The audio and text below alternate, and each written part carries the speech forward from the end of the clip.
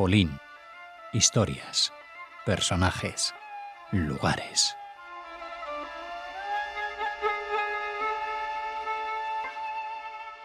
Escuchamos el saludo universal de Svieta Borkiewicz. Hola, Svieta. Buenos días, buenas tardes y buenas noches. Es el saludo con el que empieza este programa que grabamos en este mes de abril, marcado, atravesado por la memoria de la Shoah, por el recuerdo de las víctimas, de los héroes y de los justos. Y nos trasladas siempre a tu país, a Polonia, uno de los países, bueno, donde la geografía de la Shoah es más dolorosa, ¿no?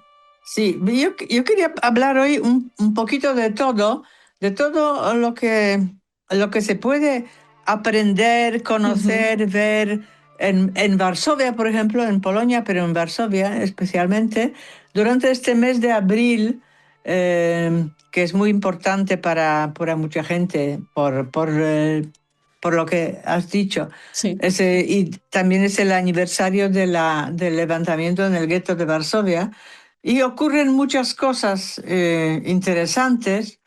Y he mirado cuántos eventos relacionados con el mundo judío, no solamente con la Shoah, pero con el mundo judío en general en Polonia. ¿Cuántos eventos o cuántas cosas interesantes se puede saber, conocer, ver durante este mes de abril? Y debo decir que son tantas que si quisiéramos asistir a todas, posiblemente nos faltaría tiempo, ¿no?, para hacer todo. Pero aquí algunos ejemplos, ¿no? Son cosas que yo haría, que yo estaría interesada en ver, y me imagino que mucha gente. Por ejemplo, ¿tú sabías que en el Azerbaiyán había un pueblo que se llamaba la Aldea Roja y que la llamaban la Jerusalén del Cáucaso? Pues yo no lo sabía nada. Y entonces, algo sé, pero hace muchos años. sí. Ujú. Pero es muy interesante porque yo he mirado el programa del Instituto Histórico Judío Emanuel Ringelblum, aquel sitio donde se guarda el archivo Ringelblum y mucha documentación, muchos documentos, muchas cosas interesantes para investigadores, pero no solamente para investigadores. Y casi todo está digitalizado ya, así que si alguien está interesado hay que entrar en la página y buscarlo. Y ya la visita al museo, al instituto, es una experiencia porque ver aquella escalera de mármol con manchas negras que recuerdan que el edificio fue quemado cuando los alemanes volaron la gran sinagoga que estaba al lado. Pues todo esto impresiona. Además, solamente la arquitectura del edificio también es muy interesante, ¿no? Pero yo iría eso, al encuentro con la investigadora Kamelia Penkowska, que ya hablará de este sitio que se llamaba Kirimzi Kesebe, o la Aldea Roja, traduciéndolo, y para hablar de la historia de los judíos montañeses que ahí viven, que desde el siglo XVIII fue un lugar elegido por los judíos para establecerse ahí. Hubo tiempos en los que había ahí 13 sinagogas y en las calles se hablaba un idioma muy curioso que se llamaba Yuri, que era una mezcla del idioma utilizado por los judíos, que era hebreo, pero no del todo, ¿no? Una mezcla, un idioma de los judíos, digamos, y el idioma local. Y aún existen, aún viven en el sitio unos 100 judíos descendientes de aquellos que siguen hablando este idioma, que es muy curioso. Yo iría a escuchar a esta señora para conocer esta historia. Y seguro que También, muchos de nuestros oyentes también. ¿Cómo sigue tu recorrido, pues, Svieta? también iría a ver la exposición temporal, también en el Instituto Histórico Judío, la exposición titulada Imágenes de Identidad, la colección del Museo Judío de Berlín, de antes de la guerra, ¿no? Porque mucha gente se plantea la pregunta, antes de la guerra había un museo impresionante en Berlín, Museo Judío. ¿Qué ocurrió con las colecciones de este museo durante y después de la guerra, ¿no? Eran de las colecciones más importantes del arte judío en el mundo, ¿no? Y se sabe que durante la guerra, pues algunas fueron destruidas, otras dispersadas durante la guerra y fueron apareciendo eh, en diferentes lugares del mundo, ¿no? Entonces, es interesante pues, recuperar un poco la memoria de este museo tan interesante y de lo que queda de él o de las colecciones que volvieron a aparecer, ¿no? A esta exposición le acompañan conferencias relacionadas con la exposición, por ejemplo, una muy interesante sobre las creadoras judías del arte decorativo de finales del siglo XIX y principios del siglo XX, que vivían y creaban en Berlín, cuando todavía el acceso al mundo artístico para las mujeres no era tan normal y no era tan fácil, ¿no? Así, haría esto. También participaría y sin duda en una excursión temática a Otwock, que era el pulmón de Varsovia, Varsovia judía antes de la guerra. Era el lugar de veraneo, el sanatorio, donde la mayoría de la gente, de los varsovianos, judíos varsovianos que tenían dinero, que podían permitirse comprarse una casa de verano de madera, pues ahí estaba el Otwock, que está a unos 30 kilómetros de Varsovia, muy cerquita. Tiene un clima muy bueno para enfermedades pulmonares y todavía se conservan ahí algunas casas de madera, preciosas casas hechas de madera, que ahora están protegidas ya, por suerte, ¿no? Porque muchas de ellas fueron destruidas a lo largo de los años después de la guerra. Así que habrá una exposición siguiendo la ruta, la historia judía del pueblo, restos de sinagoga, de la comunidad, etc. Y con unos guías de lujo que es la gente que más sabe de estos temas, ¿no? Y también iría, por ejemplo, a la presentación del segundo tomo del diario de Chaim Aaron Kaplan, diario del año 1940, La Mejilla de la Vida. Es un periodo entre agosto y diciembre del año 1940, y Chaim siguió escribiendo y van a aparecer otros libros, los siguientes libros de su diario, porque se está preparando ediciones muy profesionales, con muchas notas, muchas explicaciones. Y este es el segundo tomo que aparece. Él vivió hasta verano del año 1942, cuando la gran operación fue llevado con su familia a Treblinka, ¿no? A mí me siguen conmoviendo estos testimonios del gueto de Varsovia y de otros guetos. Y la Shoah es algo que intentamos comprender, y cada vez que nos adentramos más en este tema, eh, menos capacidad, menos somos capaces de comprender, o no, menos posibilidades de comprender aquello tenemos, creo yo. Yo, por supuesto, iría al Museo Polín, porque la exposición, que es tan amplia, que siempre resulta interesante volver ahí. Y también iría porque se va a exponer la obra monumental de un pintor que se llamaba Mark Oberlander. Es un gran, largo friso de más de 4 metros,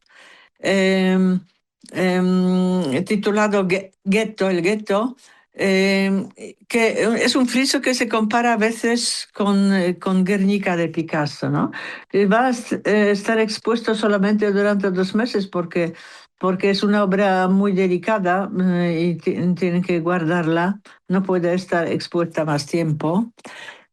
Luego iría a ver, por ejemplo, cómo avanzan los trabajos en el Museo del Gueto de Varsovia, que el Museo del Gueto de Varsovia se está... eh, hay una obra grande ahí, se salvó el edificio principal del antiguo hospital infantil en el gueto, ahí donde trabajaba, por ejemplo, Ludwig Zamenhof. Y entonces esta parte, la parte histórica, se conserva, quedará muy bien conservada, preparada, pero al lado del edificio principal se construye ahora alas supermodernas para poder albergar pues toda la colección del museo y también organizar cosas educativas y conferencias, conciertos, etcétera. Y también hay una novedad. El Teatro Judío de Varsovia por fin tendrá su propia sede. Tuvo su sede, el edificio fue destruido totalmente, hubo muchos problemas para recuperar otra sala en el mismo lugar, al final resultó imposible, pero por fin el Teatro Judío de Varsovia tendrá su propia sala, su propio teatro.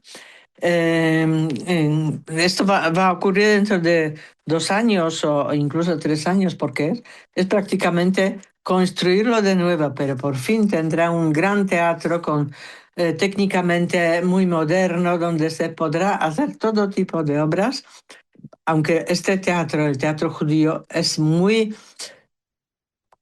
activo, tiene su público muy fiel y además cada 2 por 3 propone montajes interesantísimos.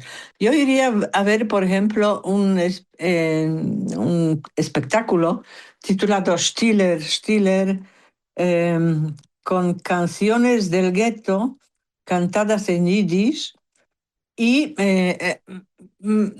también el poema de Isaac Katzenelson, Canción del pueblo judío asesinado. Pues este espectáculo lo dirige Golda Tenzer y también participa en él. Katzenelson se escondía fuera del gueto, pero fue denunciado y enviado al campo de concentración de Vittel, y desde ahí, en mayo del año 1944, así que muy ya cerca del final de la guerra, él y su hijo Zvi fueron enviados a Auschwitz directamente a las cámaras de gas. Y también yo, si pudiera estar ahora en Varsovia, el día 14 de abril, sin duda iría a Auschwitz para participar en la Marcha de los Vivos, que es la ruta simbólica entre el campo de concentración de Auschwitz hasta Auschwitz-Birkenau, donde terminaba la vía del tren y donde terminaban pues el recorrido, donde estaban las cámaras de gas.